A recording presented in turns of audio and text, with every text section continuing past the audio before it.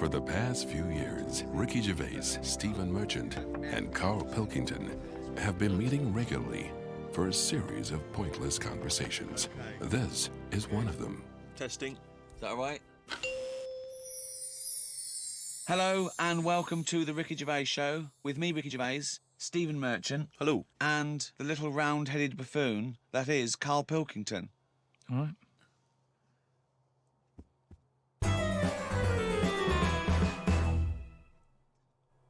I got a text from Carl yesterday, Steve. A text from Carl, yeah. Yeah. I'll just read it to you. Okay, see you to Moz for a face rub at 6:30 then. No bum tubes, though. So I was intrigued, and I called Carl and said, I think you've just sent me a text by mistake. What's the explanation of that? My mate, right, Russell, he said, you know, there's things that go on in life that you need to experience. Yeah? He said, just pop along. And I didn't say yes straight away. What's a face rub? You mean a facial? Where you lay down... You just clean your face with a flannel and that. So you're going to go lie down with another man and have your face Well, fiddled no, with? this is what I was saying to him. There's a couple of questions. I didn't just say yes straight away. I questioned it. I said, well, I'm not that happy with this. So I said, look, there's nothing weird going on here, is there? I said, it's not a house, is it? It's a proper clinic and that. He said, yeah, it's proper. You wear a dressing gown and that. I said, well, I'm not that So happy he's with already that. got you in the dressing gown? Yeah, well, I haven't agreed to that. Today I've worn a little round polar neck sort of jumper so I don't have to take it off. It's not going to get in the way of my face. I made sure I didn't wear a shirt with a collar. I'm not taking this off. They can put the dressing gown on top of this. Right. I don't know if it's a woman who rubs my head. Don't know if it's a bloke or whatever. Well, the thing is, you get extra, don't you, for your face rub, because your face goes all the way back over the top of your head down to the back of your neck. But all I was, So you've got a big face, haven't you? All I was saying to him is, I'll have the face rub, but I don't know if once you're in there, Right. they try and sell you the old The bum tube thing. What's a bum tube? Is that a euphemism? What are you talking about? The thing where they pop a tube in and put coffee in your belly and it cleans you out and that. An enema? Why would you have that? I don't want it. I don't think Why you not? need to. Just because I think I've said to you before about, you know, you don't need to be that clean inside. You know what I mean? I don't mind washing my face, but at what occasion do you need where you're that cleaned out? Do you know what I mean? And it's always a clear tube and that, and you see all the stuff whizzing past. I don't understand why it's clear. I don't know why you've got to see what's coming out of you. Like it's, you know, like the generation game, making notes of what's whizzing past. Forget it. I was watching some different TV, saw an amazing documentary. It was called Tribes. This guy, and he goes and lives with different tribes around the world, these small little indigenous people. And there was one, he went to Papua New Guinea in Indonesia, right, Carl? He lived with the Kombai tribe. All right. Now, this Papua New Guinea is an extraordinary place because it is one of the only places left on Earth that hasn't been fully explored. There are parts of it that it's just blank on the map because they've never explored there. They don't know what's there. They don't know what's going on. So, firstly, that must already freak you out. Imagine that. 21st century, they have no idea what's going on down there. But do they need to know if there's nothing going on? Well, they don't know what's going on. There could be stuff going on. No, but there's no chance that they'll go, we haven't been over there, and someone goes and there's like an Arndale centre. Nothing's going to be there, is it? So there's no... Well, no I'll tell you point. what is there, okay? There's these various small tribes. Some of these tribes are still cannibals, eating people from other tribes. Do they know they could move on? Have they got a telly? Or have they seen a telly and gone, I'm not up for that? Or are they saying... It's not the Amish. They haven't chosen But what this. is the difference between the Amish and these people? Well, the Amish are a group of people that choose to live in that way. These people are just essentially untouched by civilization. I mean, they do have interaction with civilization and people do come there, but they still live in this very, very almost prehistoric way. They did buy a telly, but there was nothing on because there isn't any broadcasters. They couldn't plug it in. Yeah. They're having an absolute nightmare. Yeah. But there was one guy, okay, now he said that his brother was dying. This was a couple of years ago, right? His brother was dying. He said to his dying brother, what happened? Why are you dying? This guy said, it was a bloke in another village. Okay, he goes over to the other village. He kills this other bloke, right? He eats him, or eats bits of him. The other village gets a bit annoyed. They go, what's going on? Why did you kill this bloke?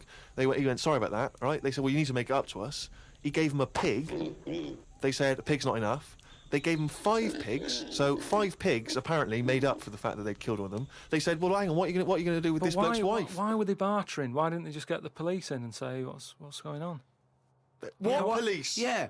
Why didn't they call in Kojak? Because he'd have sorted it out, wouldn't he? What I mean is, right, they're miles away from anything, but it doesn't sound like the great place to live, right? Could they not move? Could one of them go, do you know what, I'm sick of this. I'm moving or whatever, and go to a proper city. How far away is this? These Papa people, to the next. They're like the Smurfs. They're very like the Smurfs. But how many miles away from a place with a normal life going on? But think about this, Carl. Firstly, they don't speak the language. So they don't have any practical skills. They've got no experience of civilization. So even if they chose to go and live in one of these cities, what can they do? How can they function? I think there's some bacteria that has better lives than that. That's got to be offensive. Why? Okay, how about this is one of the weirdest things. This is one of the weirdest things, right? Sorry. An entire race Just of people. dismiss. No, Just no, dismiss. I'm not having a go, but I'm just saying I wouldn't fancy it, is what I mean. But they You know what I don't mean? We're living know in of ice. another world. How can they imagine that they could... Oh, I'll tell you what, this is boring. I'm tired of hunting for food and eating fish from the river. I'll tell you what, I'd like a world where there's iPods and room service. I'm going to go and move to New York. They're not thinking like that, are they, Carl? Because they don't know about this other world. People go to these places on holiday now. They like a little bit of danger. They like to see how the others live. So all I'm saying is we know they exist. Yeah. The Papa people, maybe people aren't going there. It doesn't sound like the best place. I can't imagine it having a tourist board or anything, right? But would they accept me if I popped over there and, with Suzanne in Papa? Well, okay, this is one of the things that they do, okay, which is a tradition you may have to do. These combine, right, they invert their penises. So they push their penises back up inside their bodies. Like a sock. What for? Well, Keeps it out of the way. Of what? Well, if you're running through the undergrowth chasing a hog, you don't want it flapping away, But But it's also become a kind of ceremonial thing. So if you were over there, you may well have to try it yourself. You would have to try it yourself. If you went there, you'd have to try it yourself. Definitely. but even caveman had little pants on. Why haven't they? Whoa! Slow down. Rewind. What do you mean? Again, you've been watching the Flintstones. No. It's just Is it a leopard skin pair of pants that's actually quite Right. a... Go on. But it's a well-known fact that they wore like bear pants or whatever. Bare pants. What do you mean, bare pants? just- No. Listen, you are a qualified anthropologist. So what? I mean that whenever you see them on footage or in a museum, footage. Yeah. Or- Whenever or you see where- that Well, early it's a bit documentary shaky, isn't it? footage. Yeah, it's black and white as well, isn't it? Caveman footage. you always see them wearing a little bit of fur little pants and that. So what I'm saying is, even though what year is it to these people in the woods? I don't know what this conversation Don't is know. anymore. He's just clutching at straws. His mind, it's like a fly. His mind, isn't it? It's just buzzing round. It's trying to find a window. It is just It's like hitting against pieces of information, but then just bouncing off. Yeah. Dazed to perplexed. I forget it then. I was shopping with Carl before Christmas, and we went round sort of Piccadilly and St James's, and those really beautiful shops around there. And I went in one shop. You had to ring a bell to enter. Yeah. They came down, and it's like a iconoclastic sort of shop, and they found things from churches and nearly all Russian 16th century pieces onwards. This beautiful carvings and paintings and statues. And I went, oh, it's beautiful. And as I was looking round, I heard Carl sidle up to the bloke and go, what's the newest thing you've got here? Yeah. Sure, that's his first thought. I mean, that is the wrong question to ask of a man who's clearly in antiques. Yeah. Proud of the fact he's got 16th century iconoclastic Russian stuff, to ask, what's the newest thing you've got here? What sort of question is that? Oh, I don't know, probably the doorbell. I don't know, what does he want to say? Oh, my shirt. What were you thinking? hoping for? And I think it's an all right question, because he was saying there's loads of old stuff in there, and he kept going on about the old stuff. So what was to say? Or what's the newest thing you've got? And what was Do you know the what he newest said thing? to it? The other question he asked him? He said, how often do you get new stuff in? And I said to him, why did you ask that? He said, well, I was thinking, if you got antiques and you sell it all, what's left? Like someone's going to sell all the antiques in the world because they're not making. He said, because they're not making any new stuff. What does that mean? They're not making any new stuff. But I know for a fact no one's ever going to go in there and buy the lot anyway. I mean, I've never seen anything like it. I'm not at any point in my life, and I don't think it'll ever happen, will I go, I need some old Russian wood. Because It was brilliant. No, it was, Steve. no. It was beautiful. It's amazing stuff. There's stuff. There's these things from the 16th century of sort of like saints and monks, and they're carved But and they're. there's loads of it. It's just all piled up. No one's interested. If I was him, I'd go, do you know what? I'm into this, but no one else is. Close shop. Because seriously, it's just piled up, piles up on piles of like old bits of wood with pictures on it and that. But There was think one of a man. fella- Just think of a man 400 years ago that carved this. No, but nobody wants it, do they? I've never heard anyone say, oh look, it's my birthday coming up. I'll tell you what I'd love. What? Bit of old Russian wood. It doesn't happen. That's what I'm saying. I've never heard anyone saying it. I've never overheard someone saying, "You don't know where the Russian shop is, do you?" And this is in London where the rates are high. There was this thing, right, Steve? Them old drawings on like. It was like a panel from a church that someone had painted, right, yeah. and I think it was like from sort of like 1590 or something. Yeah. And it was this a picture of this this saint, wasn't it? Said 1590. Could be from any time, really. So there's this one there, right, leaning up against the wall, and most of them in there was that Stalin bloke, right? But there was this little fella. Right, can I just stop you there? Lenin. Right, Okay. all right then. Yeah. So he was on all these bits of wood and stuff. But I saw this other little face, right? Little fella with a beard, right? So I said, who's this bloke here? He said, the story there, right? He said, it's this little fella, and he got mugged back in Russia. This is right, isn't it? This is what he was saying. He said he got mugged. It's just that term, that I love that term in a 16th century Russian wood. Oh no, I'm being mugged. So he got mugged. He got and happy slapped. and he said, I've had enough of this, right? Yeah. And he went to live in the woods, right? Made like a little shed, stayed there. People went to visit him, and like if you got a problem, you knock on his door and you go, I'm sick of it. And he'll sort of say, yeah, I know what you mean. I've moved out of the city and what have you. And he'd make them feel better, and then they go again. Now, why has that man got a plaque? If he was around now, there's no way he'd have a bit of wood with his face on it, is what I'm saying. If someone had got fed up with living in London or New York or whatever, and they go, I'm going to go and live in the woods, people wouldn't visit him, and he wouldn't get a piece of wood with his face on, is what I'm saying. But this man is selling it for I think it was about 750 quid for this bloke's head.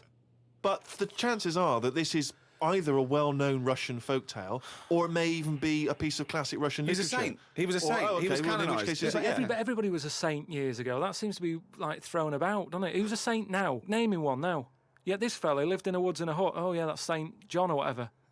He's not a saint. He's done nothing. If anything, he's sort of said, I can't be bothered with living in a city with everyone else. Everyone else has got to put up with it, but I can't put up with it. I'm going to live in the woods. Well, if you can't put up with it, you're not good enough, are you? You've got no stamina. And yet he gets a plaque, is what I'm saying. It's annoying. Who would Well, you it's like to? art. Who would you like to see get a plaque in the modern world? Who deserves a plaque, in your opinion? Probably like nurses and that who do a lot of bad things that I think I couldn't do that, carrying lungs about and all that. No, but I couldn't do. Do you know what I mean? That's one job that my mum wanted me to be a doctor. Oh, whoa! What was she thinking? Oh, what's her This expectations particular like apple now? didn't fall far from the tree. Oh, when did she start giving up that dream? At what age did she start going, Carl, you don't need to study your books anymore. Go and play with the worms in the garden. When did she sort of like let you off that Is dream? it the day that she caught you with a spoon up your nose?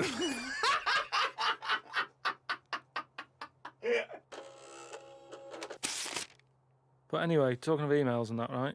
Nick, who's emailed from Australia, right, Melbourne, he's been going on about dolphins and that, problems with dolphins. What problems? He's just saying when that wind happened, there was like a bad wind thing going on. Hold on, wait a minute. What bad wind? In America, they had that. Hurricane Katrina. Yeah. Right. And there was like a little bay with dolphins in it, and Right. like, with all guns on them and stuff. What? Whoa. Because they use dolphins, don't they? They say they're an intelligent animal and stuff. Yeah. And they've got them all like, they've all had the training. They're all like ready for battle and stuff. Right.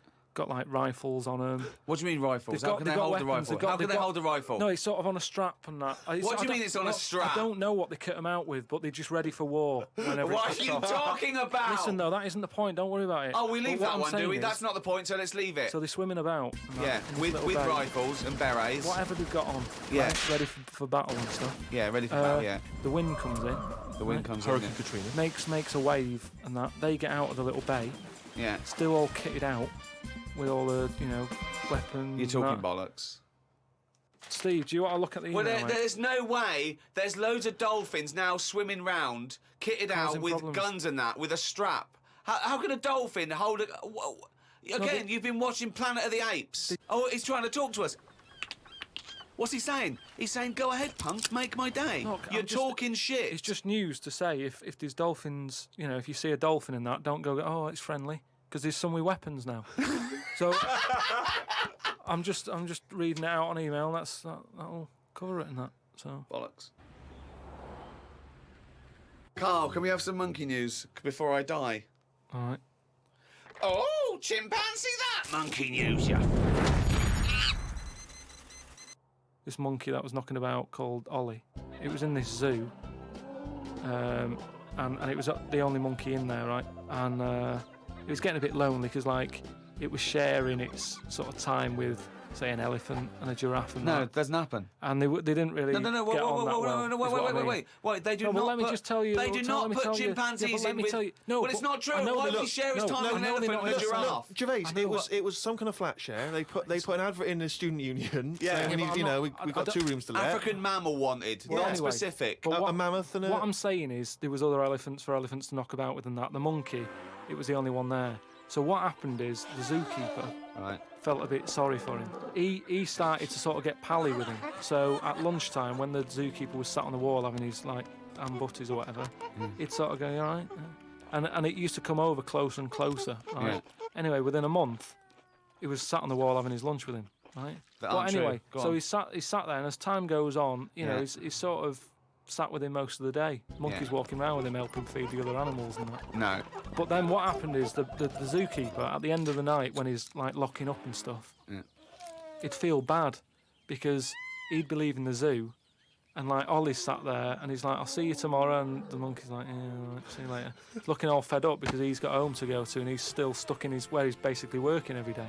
Right, so he's never going home, right? Now he's sleeping at work, the So, monkey. so anyway, the Yeah. zookeeper goes home, says to his wife, "Look, Ollie's having a bit of a time at the moment." So she said, "Oh yeah, what's going on?" He said, "Well, he's just looking a bit fed up. He's sick of it." So she said, "Bring him home." Didn't happen. So this is anyway. in your head. So she said, "Yeah, bring it home tonight." So anyway, he's looking forward to going into work and that. He sees Ollie. He doesn't tell him straight away. It's a surprise for him later. He gets to the end of the day. Yeah. Anyway, he's like, "Get your coat." He's like, "What?"